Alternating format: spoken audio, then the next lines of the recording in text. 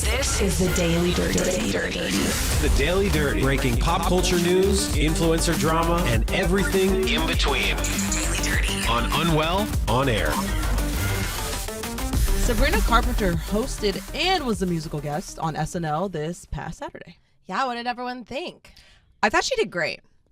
I forget that she was a Disney actress with Olivia Rodrigo, and that's where all the drama went down. Wasn't it the High School Musical show that they were on together? She wasn't on High School Musical, the series. Olivia Rodrigo was. Okay. But she was on Good Luck Charlie or Girl Meets World, one of the two. Both, I think. Okay, well, there you go. Come on, Disney. That was a little past my time, but I'm still here. I trudge on. And then the drama started between a guy who was on High School Musical, the series. All right. That's confusing as hell. Joshua Bassett. So Sabrina was able to demonstrate not only her phenomenal vocal abilities, but also her acting abilities. I thought it was cute and fun. I guess let's start with the opening monologue, then we can go through, all the other segments that we liked. So the opening monologue, Sabrina does this cheeky little kind of rendition of going through, everyone thinks I'm so sexual, but I'm this, that, and the other, and it's kind of playing into it.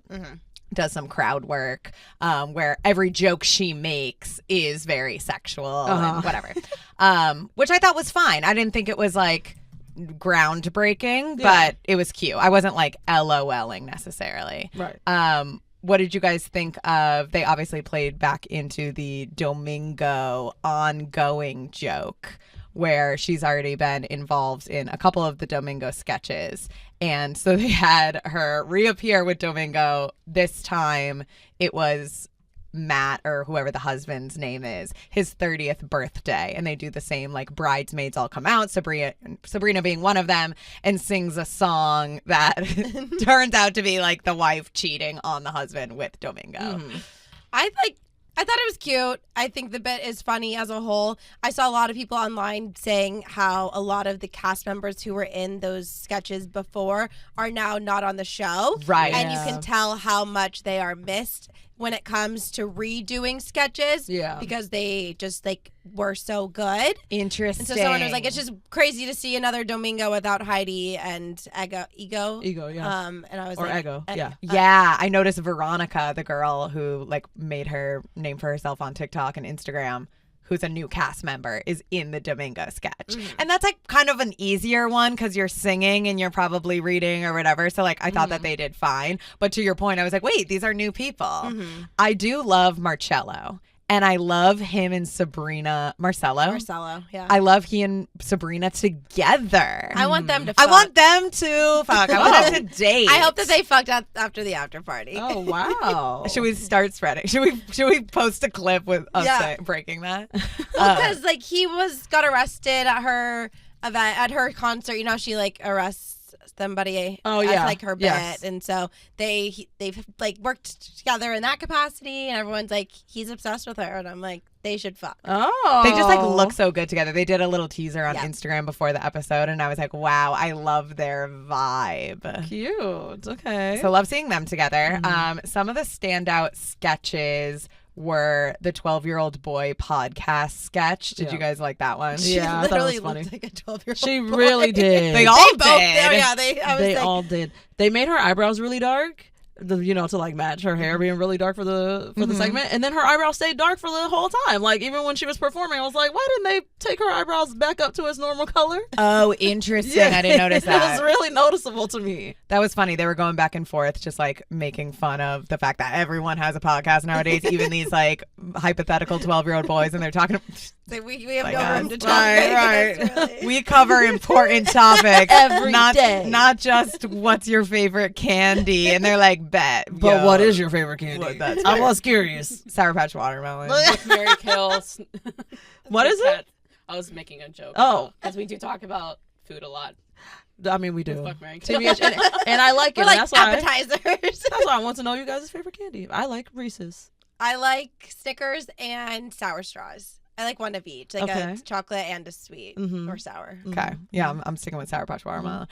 I also like the Girl Boss seminar sketch. Okay, when Sabrina was being like the public speaker, the motivational speaker lady. Motivational speaker, and she keeps going on that bit about period. Yeah. And that's on period, and that's on my period. I just got my period. And you just got your period. That was all. And they're like very spinning her around, and then she flies out the window. I did laugh out loud. I did. That was laughed funny. the same. It was funny. That one was a funny sketch. That was like a slapstick moment, like the physical comedy of them like whirling her out the window is funny. so Disney Channel coded. So that's Yeah, that was. Yeah. That was some That's So Raven shit. I don't know if you guys saw this one, but it came up on my YouTube as I was watching all the clips. They did, you know how they do the movie trailers sometimes, or just like sketches that weren't filmed, taped like live on the show. Yes. They did one called Plans, where it's a supposed horror movie trailer between Sabrina and her husband, who's the guy with the red hair. I'm blanking on his name.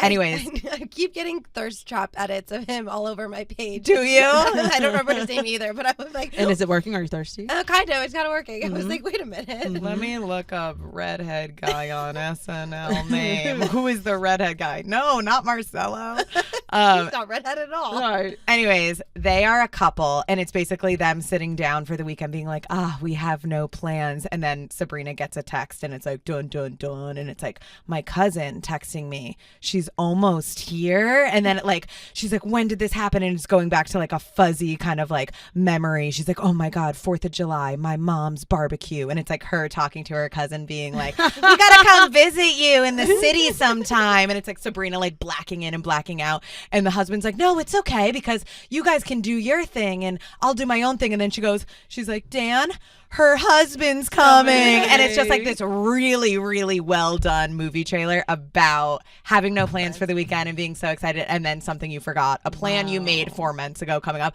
You would find a kick out of it. I feel deeply triggered by the thought of it. It's really funny. I encourage you guys to watch it. I'll pull it up for you after. And then also Sabrina performed 2 songs, Man-Child and Nobody's Son. Let's talk about Man-Child first. I loved it.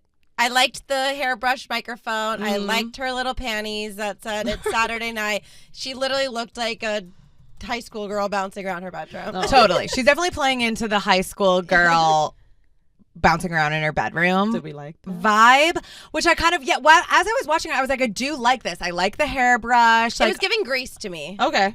It's cute, and she's playing pretend and whatever. Sabrina's thing is like she plays into the young smallness. Right. It's that sexy baby trope. The sexy again. baby trope was definitely there, and she's sticking to that. Like she doesn't really it. the criticism ain't taking down the like sexy No, baby. clearly Like she's not. like, this is the aesthetic and I like it and I'm having fun with it. I'm doing this with my chest because y'all criticize No me matter for what it, I do. and I Yeah, that's fair. She'll always be criticized no matter what she does. she'll always be criticized, but also like she's not going back to the drawing board being like, I'm not going to do this anymore. No.